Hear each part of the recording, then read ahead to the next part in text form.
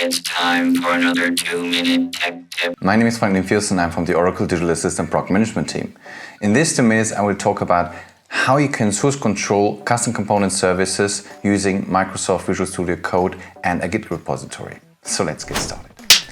Here I created a Git repository for a project that I'm working on.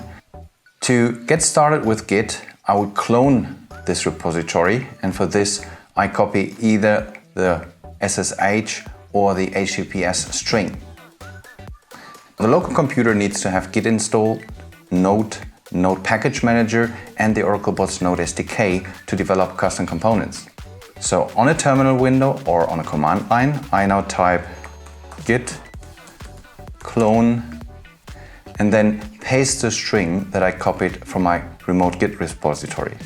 So let's assume that we have a skill called tech exchange. So we create a new directory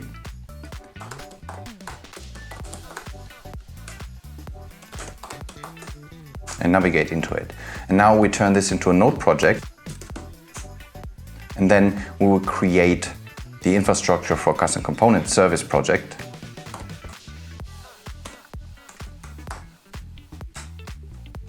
I opened the Tech Exchange folder in Microsoft Visual Studio Code, and as you can see immediately, Microsoft Visual Studio Code recognized that the project that I created and that the folder that it belongs to is Git enabled. So it shows all of the changes, in this case untracked files and modified files.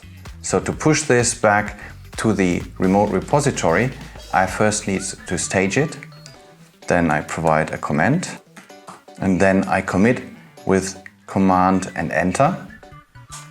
And finally, to bring it to the remote repository, I need to push it.